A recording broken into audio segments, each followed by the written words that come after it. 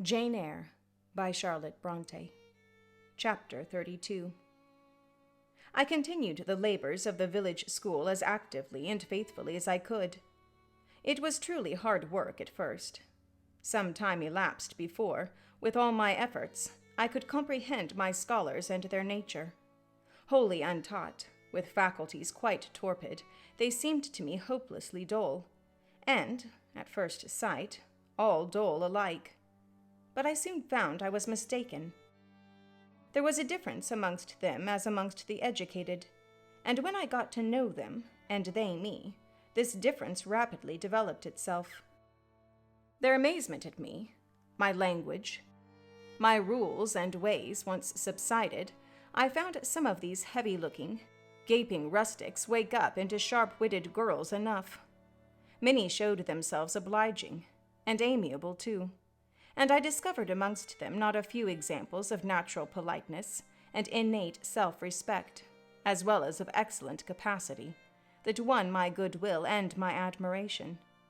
These soon took a pleasure in doing their work well, in keeping their persons neat, in learning their tasks regularly, in acquiring quiet and orderly manners. The rapidity of their progress, in some instances, was even surprising, and an honest and happy pride I took in it. Besides, I began personally to like some of the best girls, and they liked me. I had amongst my scholars several farmers' daughters, young women grown, almost. These could already read, write, and sew, and to them I taught the elements of grammar, geography, history, and the finer kinds of needlework. I found estimable characters amongst them, characters desirous of information and disposed for improvement, with whom I passed many a pleasant evening hour in their own homes. Their parents, then, the farmer and his wife, loaded me with attentions. There was an enjoyment in accepting their simple kindness, and in repaying it by a consideration, a scrupulous regard to their feelings, to which they were not, perhaps, at all times accustomed, and which both charmed and benefited them, because, while it elevated them in their own eyes, it made them emulous to merit the deferential treatment they received. I felt I became a favorite in the neighborhood. Whenever I went out, I heard on all sides cordial salutations, and was welcomed with friendly smiles. To live amidst general regard, though it be but the regard of working people, is like sitting in sunshine, calm and sweet. Serene inward feelings bud and bloom under the ray. At this period of my life, my heart far oftener swelled with thankfulness than sank with dejection.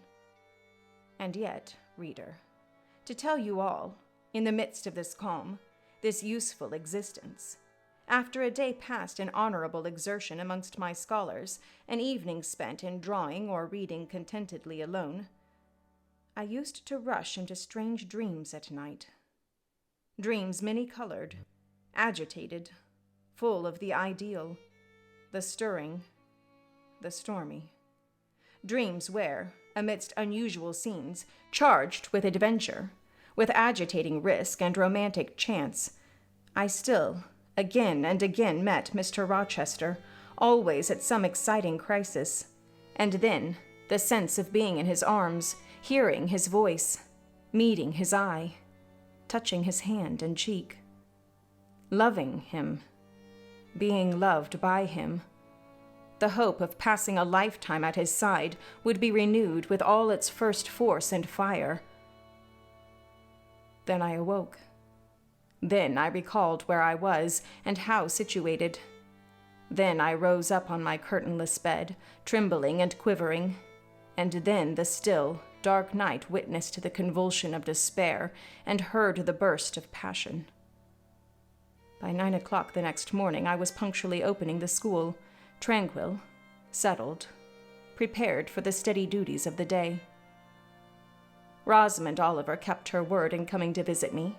Her call at the school was generally made in the course of her morning ride. She would canter up to the door on her pony, followed by a mounted livery servant.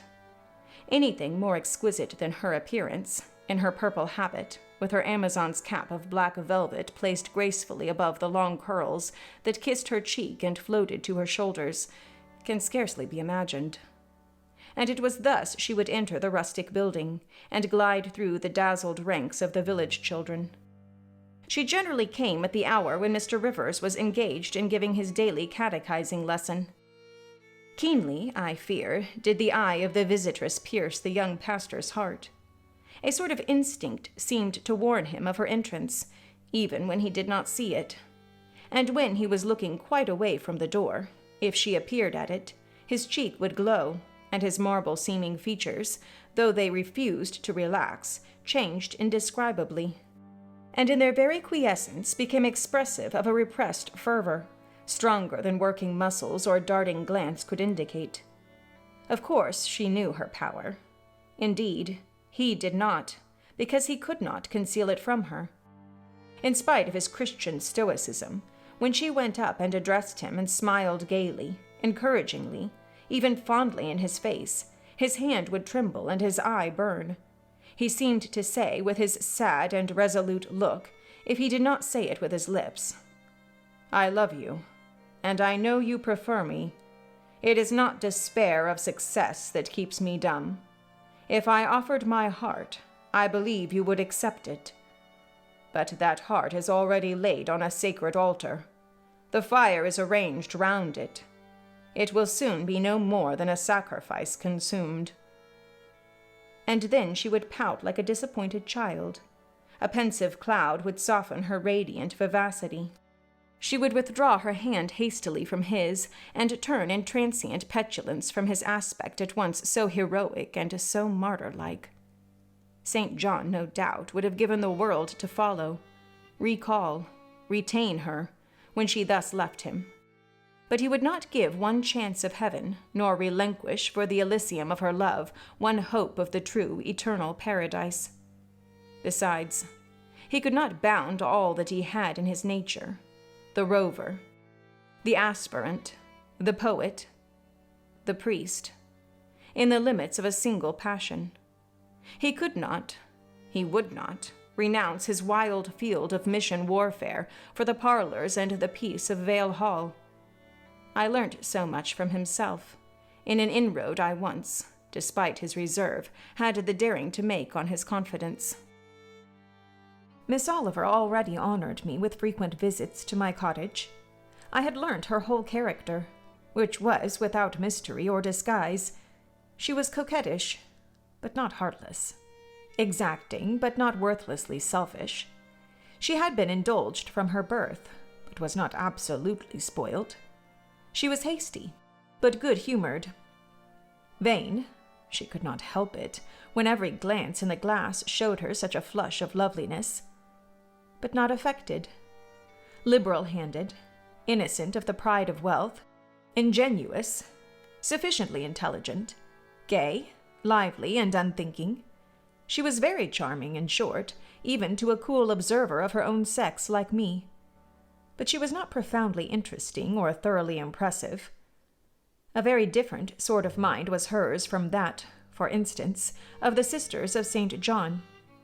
Still, I liked her almost as I liked my pupil Adele, except that, for a child whom we have watched over and taught, a closer affection is engendered than we can give an equally attractive adult acquaintance. She had taken an amiable caprice to me. She said I was like Mr. Rivers, only certainly, she allowed, not 1/10 so handsome, though I was a nice, neat little soul enough, but he was an angel. I was, however, good, clever, composed, and firm like him. I was a lusus naturae, she affirmed, as a village schoolmistress. She was sure my previous history, if known, would make a delightful romance. One evening, while, with her usual childlike activity and thoughtless, yet not offensive inquisitiveness, she was rummaging the cupboard and the table drawer of my little kitchen, she discovered first 2 French books, a volume of Schiller, a German grammar and dictionary, and then my drawing materials and some sketches, including a pencil head of a pretty little cherub-like girl, one of my scholars, and sundry views from nature, taken in the Vale of Morton and on the surrounding moors. She was first transfixed with surprise, and then electrified with delight. Had I done these pictures? Did I know French and German? What a love! what a miracle I was! I drew better than her master in the first school in S. Would I sketch a portrait of her, to show to papa? With pleasure, I replied, and I felt a thrill of artistic delight at the idea of copying from so perfect and radiant a model. She had then on a dark blue silk dress. Her arms and her neck were bare. Her only ornament was her chestnut tresses, which waved over her shoulders with all the wild grace of natural curls. I took a sheet of fine cardboard and drew a careful outline. I promised myself the pleasure of coloring it, and, as it was getting late then, I told her she must come and sit another day.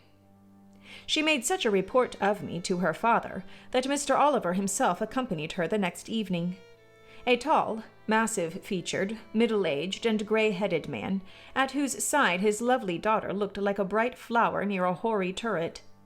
He appeared a taciturn and perhaps a proud personage, but he was very kind to me. The sketch of Rosamond's portrait pleased him highly.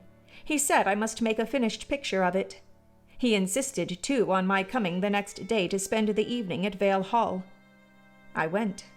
I found it a large, handsome residence, showing abundant evidences of wealth in the proprietor. Rosamond was full of glee and pleasure all the time I stayed. Her father was affable, and when he entered into conversation with me after tea, he expressed in strong terms his approbation of what I had done in Morton School, and said he only feared, from what he saw and heard, I was too good for the place, and would soon quit it for one more suitable. "Indeed," cried Rosamond, "she is clever enough to be a governess in a high family, papa." I thought I would far rather be where I am than in any high family in the land. Mr. Oliver spoke of Mr. Rivers, of the Rivers family, with great respect. He said it was a very old name in that neighborhood, that the ancestors of the house were wealthy, that all Morton had once belonged to them, that even now he considered the representative of that house might, if he liked, make an alliance with the best. He accounted it a pity that so fine and talented a young man should have formed the design of going out as a missionary. It was quite throwing a valuable life away. It appeared then that her father would throw no obstacle in the way of Rosamond's union with St. John. Mr. Oliver evidently regarded the young clergyman's good birth, old name, and sacred profession as sufficient compensation for the want of fortune. It was the 5th of November and a holiday. My little servant, after helping me to clean my house, was gone, well satisfied with the fee of a penny for her aid. All about me was spotless and bright, scoured floor, polished grate, and well-rubbed chairs. I had also made myself neat, and had now the afternoon before me to spend as I would. The translation of a few pages of German occupied an hour. Then I got my palette and pencils, and fell to the more soothing, because easier occupation, of completing Rosamond Oliver's miniature. The head was finished already. There was but the background to tint, and the drapery to shade off. A touch of carmine, too, to add to the ripe lips. A soft curl here and there to the tresses. A deeper tinge to the shadow of the lash under the azure eyelid. I was absorbed in the execution of these nice details, when, after one rapid tap, my door unclosed, admitting St. John Rivers. "I am come to see how you are spending your holiday," he said. "Not, I hope, in thought?" "No, that is well. While you draw, you will not feel lonely. You see, I mistrust you still, though you have borne up wonderfully so far. I have brought you a book for evening solace." And he laid on the table a new publication, a poem, one of those genuine productions so often vouchsafed to the fortunate public of those days.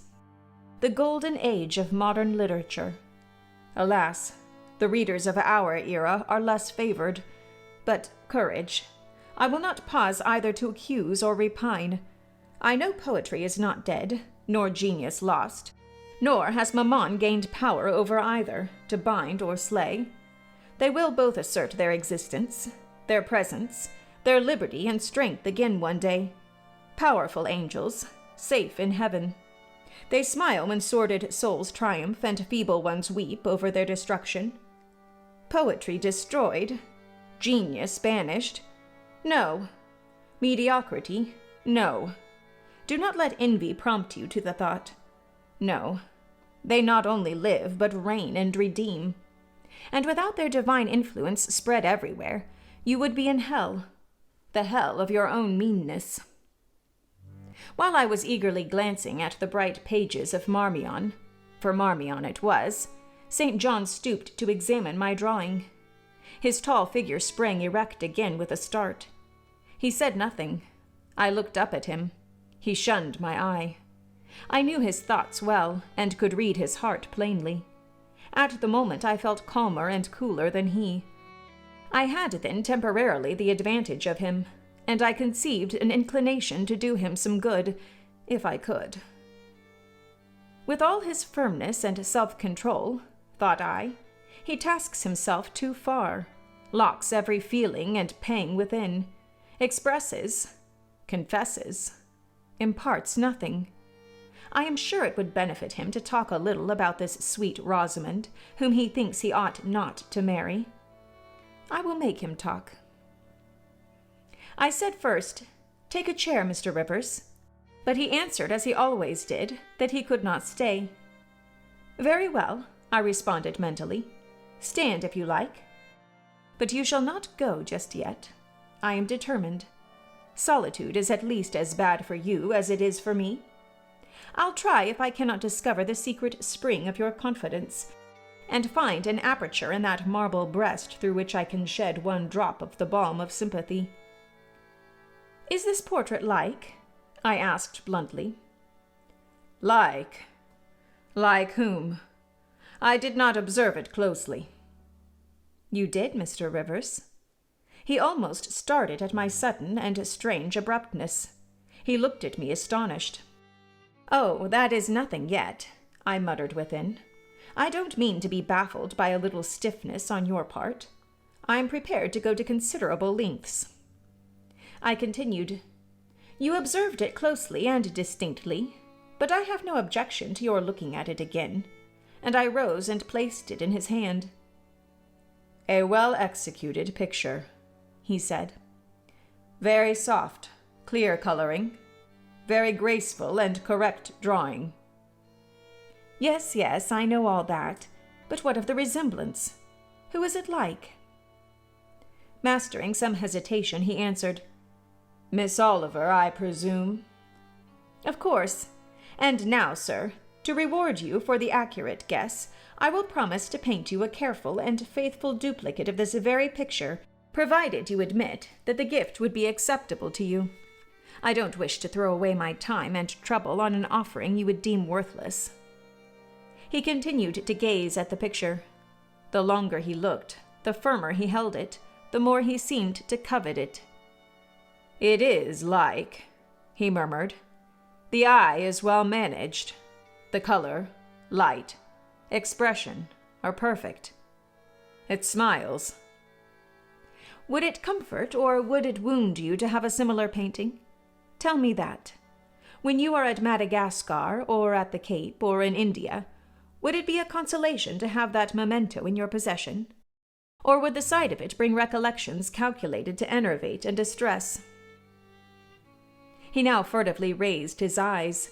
He glanced at me, irresolute, disturbed. He again surveyed the picture. "That I should like to have it is certain. Whether it would be judicious or wise is another question." Since I had ascertained that Rosamond really preferred him, and that her father was not likely to oppose the match, I, less exalted in my views than St. John, had been strongly disposed in my own heart to advocate their union. It seemed to me that, should he become the possessor of Mr. Oliver's large fortune, he might do as much good with it as if he went and laid his genius out to wither, and his strength to waste under a tropical sun. With this persuasion, I now answered, "As far as I can see, it would be wiser and more judicious if you were to take to yourself the original at once." By this time he had sat down. He had laid the picture on the table before him, and with his brow supported on both hands, hung fondly over it. I discerned he was now neither angry nor shocked at my audacity.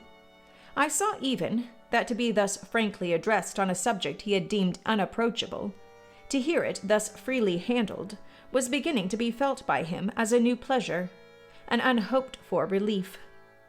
Reserved people often really need the frank discussion of their sentiments and griefs more than the expansive. The sternest-seeming stoic is human after all, and to burst with boldness and good will into the silent sea of their souls is often to confer on them the first of obligations. "She likes you, I am sure," said I as I stood behind his chair, "and her father respects you. Moreover, she is a sweet girl, rather thoughtless, but you would have sufficient thought for both yourself and her. You ought to marry her." "Does she like me?" he asked. "Certainly. Better than she likes anyone else. She talks of you continually. There is no subject she enjoys so much, or touches upon so often." "It is very pleasant to hear this," he said. "Very. Go on for another quarter of an hour." And he actually took out his watch and laid it upon the table to measure the time.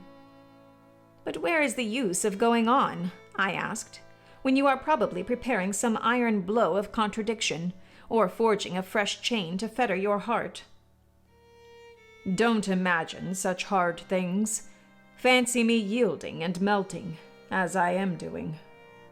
Human love rising like a freshly opened fountain in my mind and overflowing with sweet inundation all the field I have so carefully, and with such labor prepared, so assiduously sown with the seeds of good intentions, of self-denying plans.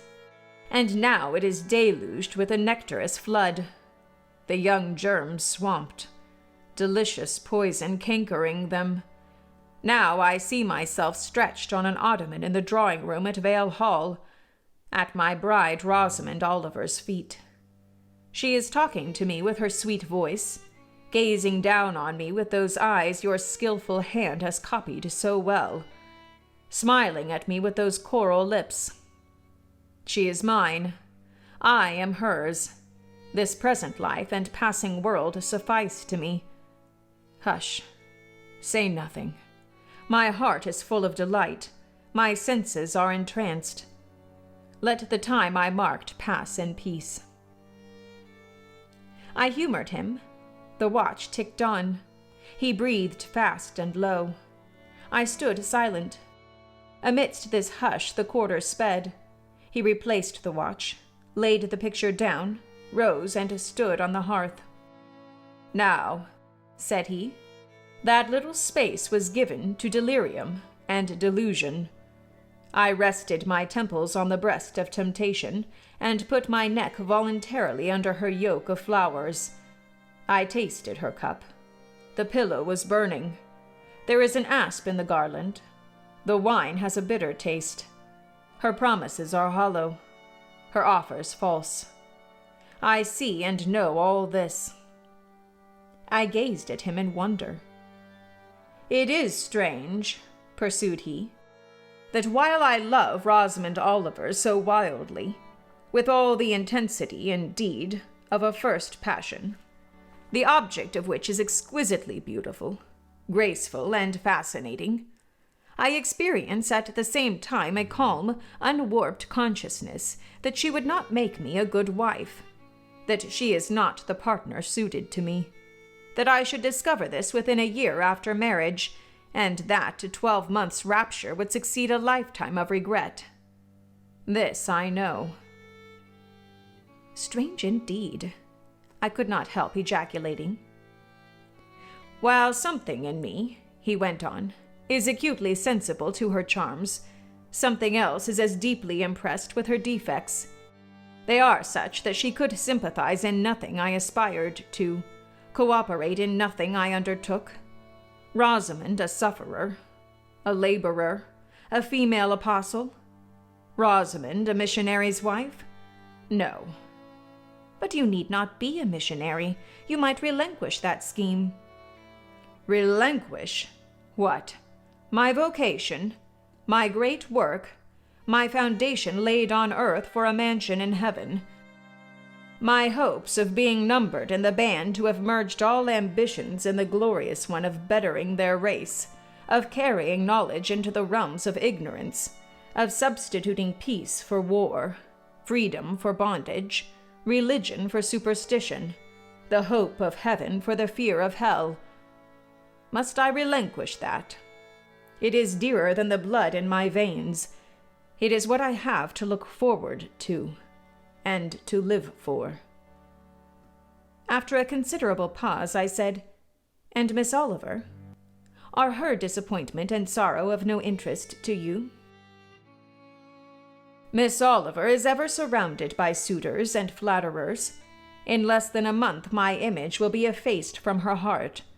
She will forget me, and will marry, probably, someone who will make her far happier than I should do." "You speak coolly enough, but you suffer in the conflict. You are wasting away." "No. If I get a little thin, it is with anxiety about my prospects, yet unsettled. My departure continually procrastinated. Only this morning I received intelligence that the successor, on whose arrival I have been so long expecting, cannot be ready to replace me for 3 months to come yet, and perhaps the 3 months may extend to 6. You tremble and become flushed whenever Miss Oliver enters the schoolroom. Again the surprised expression crossed his face. He had not imagined that a woman would dare to speak so to a man. For me, I felt at home in this sort of discourse. I could never rest in communication with strong, discreet, and refined minds, whether male or female, till I had passed the outworks of conventional reserve and crossed the threshold of confidence, and won a place by their heart's very hearthstone.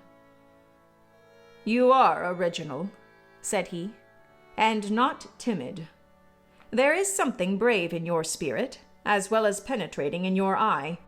But allow me to assure you that you partially misinterpret my emotions. You think them more profound and potent than they are. You give me a larger allowance of sympathy than I have a just claim to.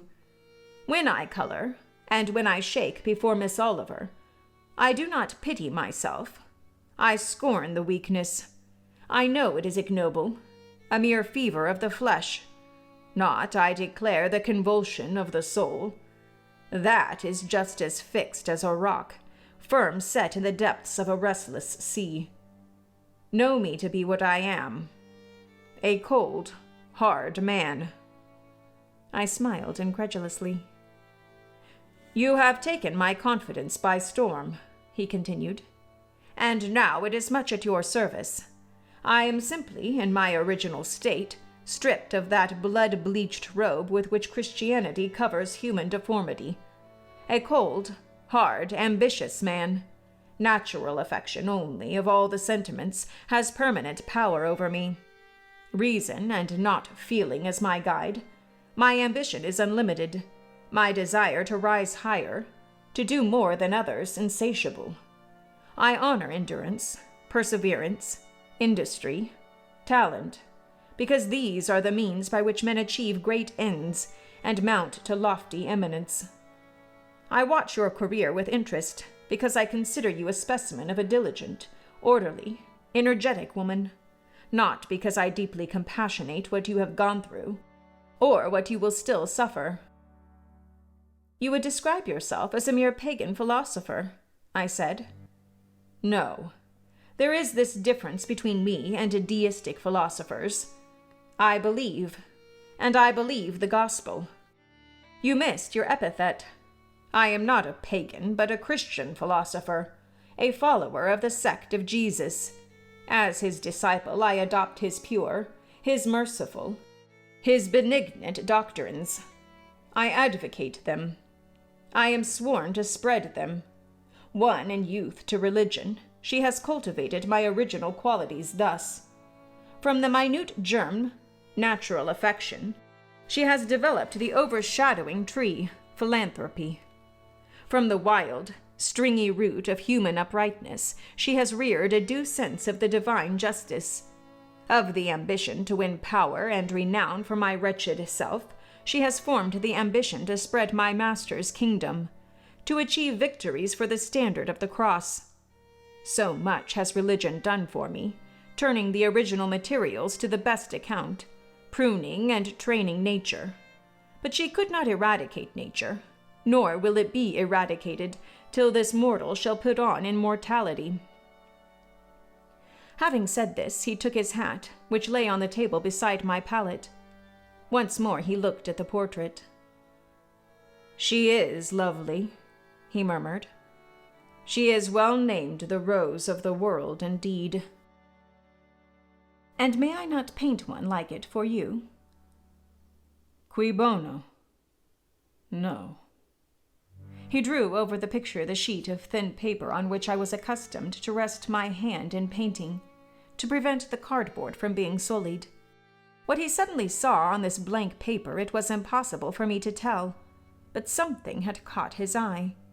He took it up with a snatch. He looked at the edge, then shot a glance at me, inexpressibly peculiar and quite incomprehensible. A glance that seemed to take and make note of every point in my shape, face, and dress, for it traversed all, quick, keen as lightning. His lips parted as if to speak, but he checked the coming sentence, whatever it was. "What is the matter?" I asked.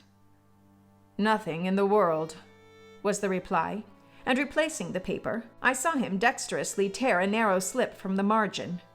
It disappeared in his glove, and with one hasty nod and good afternoon he vanished. "Well," I exclaimed, using an expression of the district. "That caps the globe, however." I, in my turn, scrutinized the paper, but saw nothing on it save a few dingy stains of paint where I had tried the tint in my pencil. I pondered the mystery a minute or two, but finding it insolvable, and being certain it could not be of much moment, I dismissed and soon forgot it.